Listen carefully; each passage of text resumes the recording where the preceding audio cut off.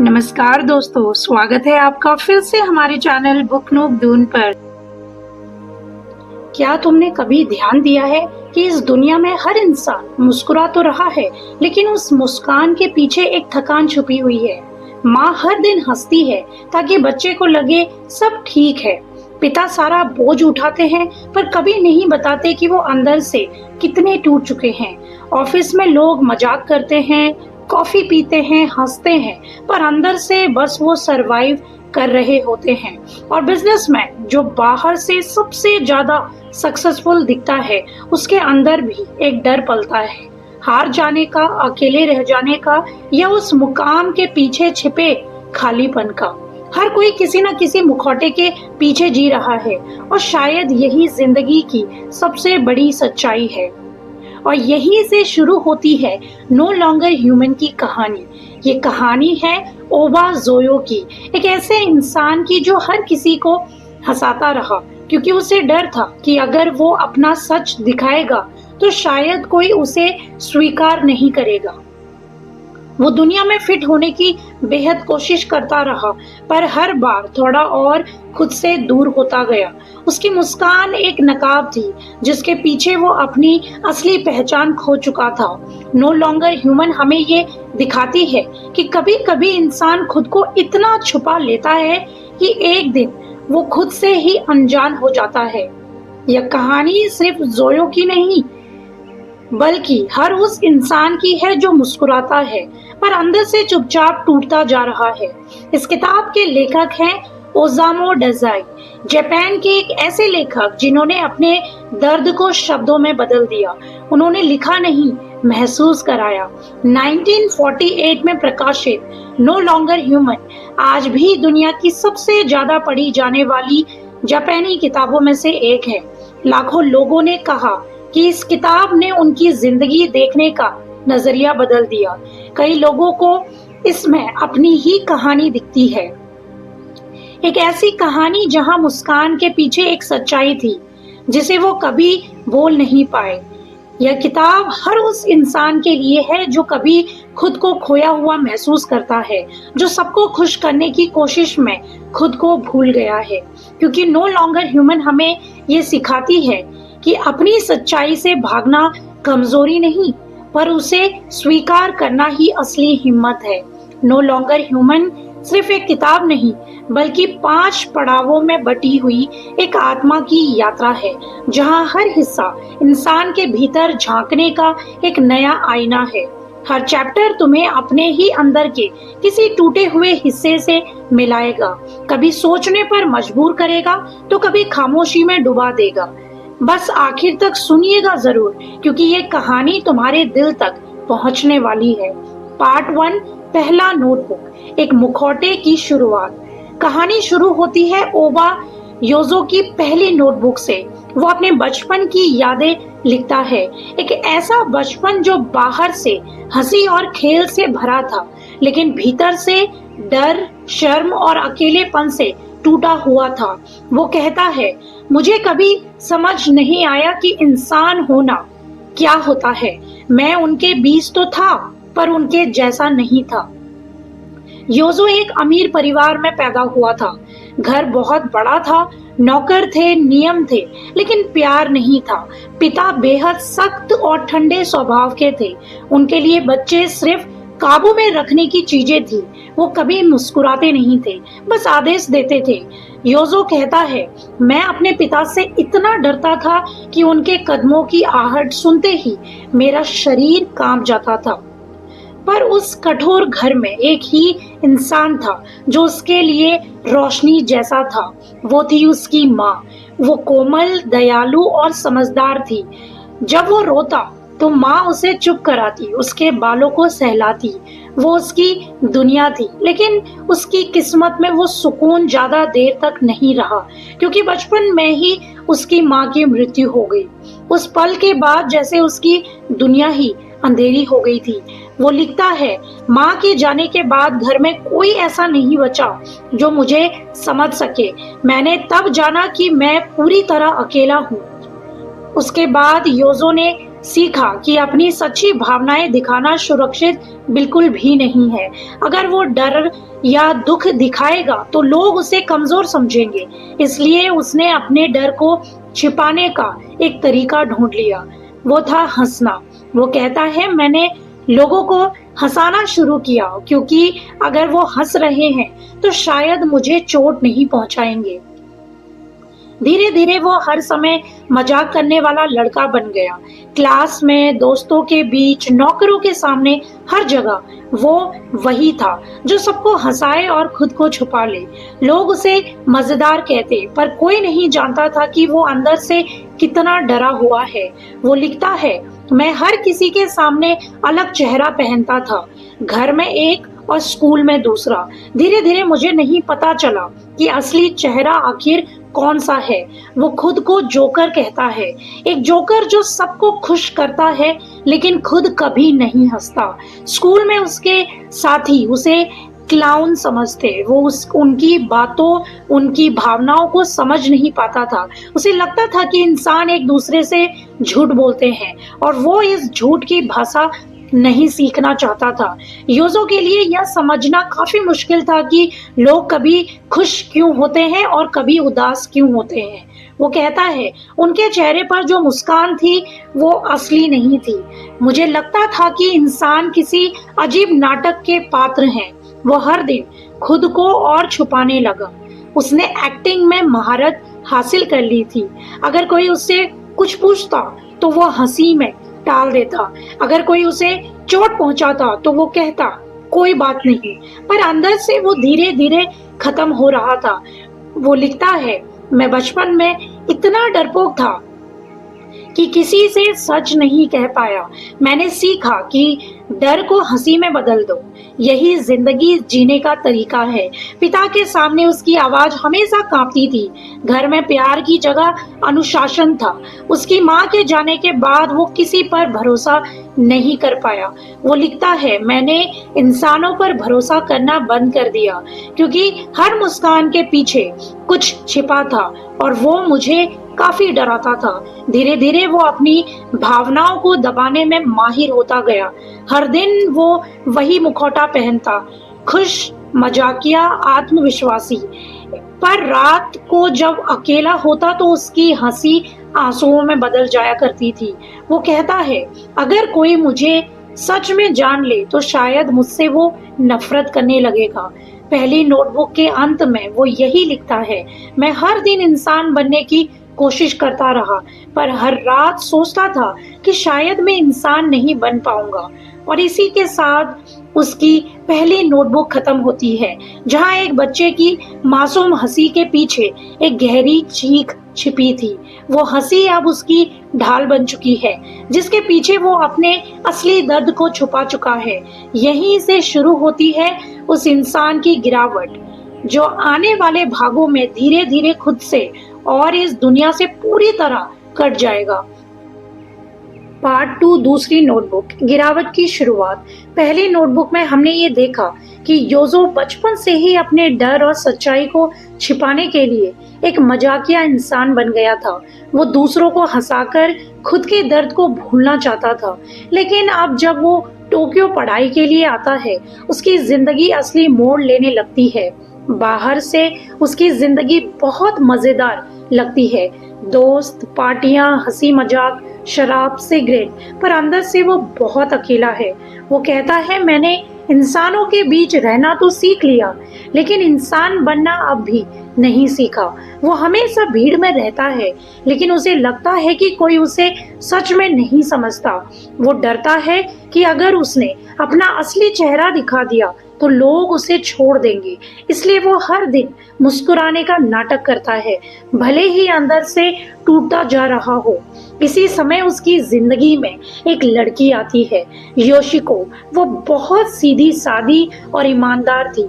योजो को लगा शायद अब उसे कोई मिल गया है जो उसे वैसे ही स्वीकार करेगा जैसे वो है। वो पहली बार किसी के साथ सच्चा रहना चाहता था, लेकिन डर फिर से उसके रास्ते में आ जाता था। वो सोचता है, अगर उसने मुझे सच में जान लिया तो वो शायद मुझसे नफरत करने लगेगी।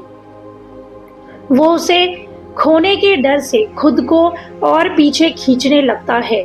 धीरे धीरे वो फिर से झूठ और डर की दुनिया में चला जाता है। अब उसकी जिंदगी में शराब और नशा बढ़ने लगता है।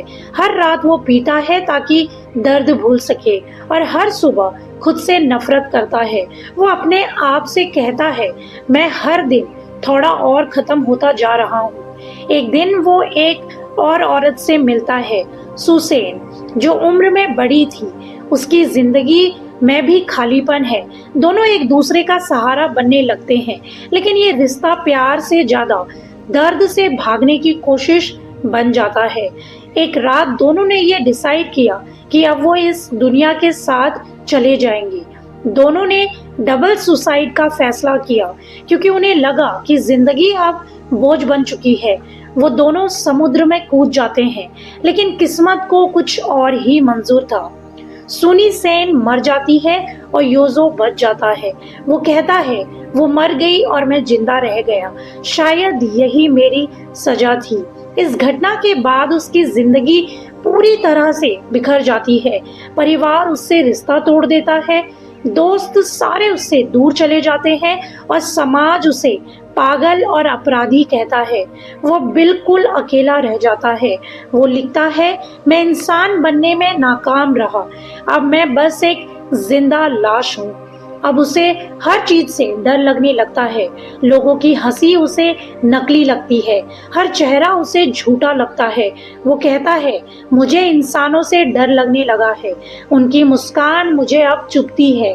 वो एक सस्ते होटल में रहने लगता है, हर दिन शराब पीता है, हर रात अपने अतीत से भागने की कोशिश करता है। वो कहता है, शराब ही अब मेरा एकमात्र दोस्त है। धीरे धीरे वो अपने अस्तित्व से दूर हो जाता है। वो ये महसूस करता है कि अब उसके अंदर कुछ भी नहीं बचा। वो कहता है, मैं अब इंसान नहीं रहा, बस एक मुखौटा हूँ जो सांस ले रहा है। इस तरह दूसरी नोटबुक खत्म होती है, जहाँ योजो का आत्मा से जुड़ाव लगभग खत्म हो जाता है। अब खुद को वो नो लॉन्गर ह्यूमन मानने लगता है। कभी कभी इंसान दुनिया से नहीं, खुद के डर से हारता है। योजो भी हार गया, अपनी सच्चाई, अपनी पहचान और अपने जीने की वजह से। पार्ट 3, तीसरी नोटबुक, अंदरूनी अंधेरा। दूसरी नोटबुक के अंत में हमने देखा कि योजो की जिंदगी पूरी तरह बिखर चुकी है। वो अब अकेला, टूटा हुआ और अपराध बोध से भरा इंसान बन चुका है। समाज उसे पागल, अपराधी और अमानवीय समझता है, लेकिन असल में वो सिर्फ एक ऐसा व्यक्ति है जो अपनी ही भावनाओं से हार चुका है। अब वो एक सस्ते कमरे में रहता है, दिन रात शराब में डूबा रहता है। कभी कभी बिना खाए कई दिनों तक वो खुद से कहता है, मैं अब किसी के लायक नहीं, ना दोस्ती, ना प्यार, ना जिंदगी। इस समय उसकी जिंदगी में एक नया इंसान आता है, फ्लैटमेट होरिकी। वो एक बेपरवाह बिंदास आदमी है। उसका मानना है कि जिंदगी का मजा बस नशे और औरतों में है। योजो उसे देखकर कहता है, मुझे लगता है वो इंसान नहीं बल्कि मेरे बर्बाद होने का रास्ता था। होरिकी के साथ रहते रहते योजो और भी गहरे अंधेरे में डूब जाता है।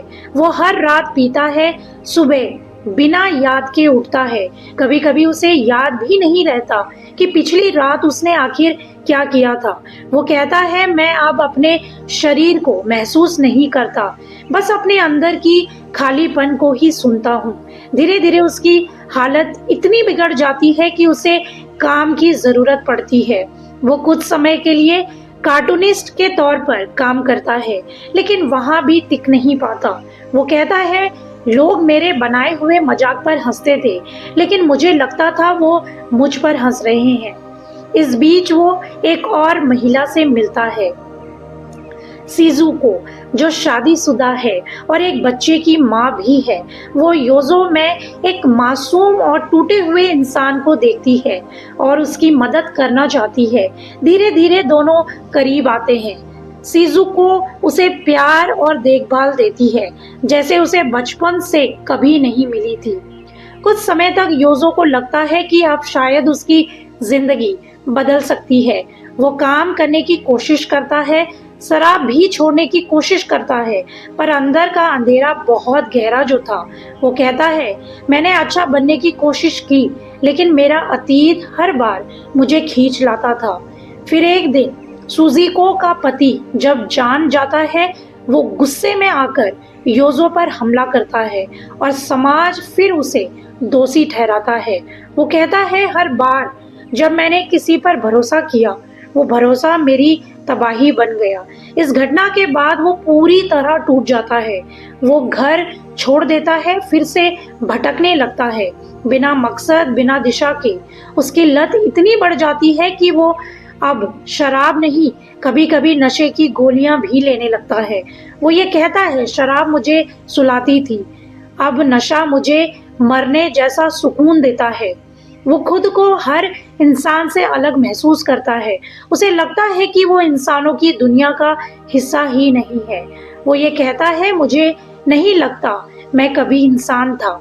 शायद मैं बस एक गलती हूँ जो जिंदा हूँ। अब उसकी हालत इतनी खराब हो चुकी है कि उसे मेंटल इंस्टेबिलिटी के चलते एक अस्पताल भेज दिया जाता है। वो वहाँ कुछ हफ्ते रहता है, पर वहाँ भी उसे कोई समझ नहीं पाता। डॉक्टर उसे पागल कह देते हैं, लेकिन असल में वो बस थका हुआ इंसान था जो अब जीना नहीं चाहता था। अस्पताल से निकलने के बाद वो किसी जान पहचान वाले के यहाँ रहने लगता है, लेकिन अब उसका भरोसा टूट चुका है। वो किसी से बात नहीं करता, बस लिखता है, मैं अब आवाज नहीं हूँ, सिर्फ एक गूंज हूँ जो कभी खत्म नहीं होती। अब उसकी सोच और गहरी होती जाती है। वो समझ नहीं पाता कि लोग इतने झूठे चेहरों के साथ कैसे जी लेते हैं।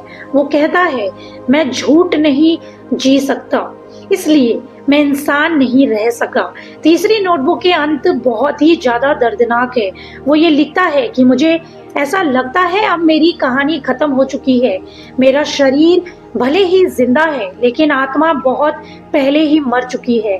कभी कभी जिंदगी हमें इतनी बार तोड़ती है कि हम अपने ही टुकड़ों को पहचान नहीं पाते।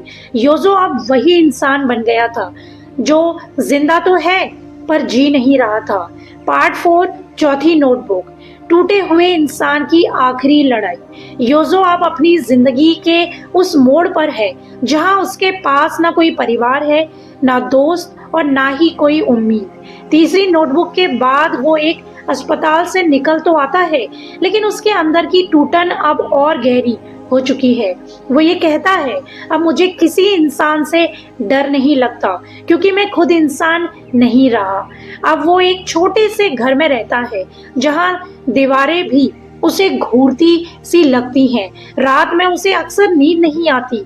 वो खिड़की से बाहर अंधेरे में देखता है और सोचता है, क्या बाहर की दुनिया मुझसे ज्यादा सच्ची है? इसी दौरान उसकी जिंदगी में एक और औरत आती है, योशिको। वो एक शांत, दयालु और मासूम लड़की है जो योजो को फिर से इंसानियत पर भरोसा दिलाने की कोशिश करती है। वो उसे कहती है, तुम बुरे नहीं हो, बस बहुत थके हुए हो। धीरे धीरे योशिको की मौजूदगी योजो के दिल में थोड़ी रोशनी लाने लगती है। वो शराब कम करने की कोशिश करता है, नशा छोड़ने की कोशिश करता है, यहाँ तक कि कुछ दिनों तक मुस्कुराना भी सीखने लगा था। वो कहता है, मुझे लगा शायद मैं भी एक दिन सामान्य इंसान बन सकता हूँ, लेकिन किस्मत जैसे हर बार उसके साथ मजाक करती है।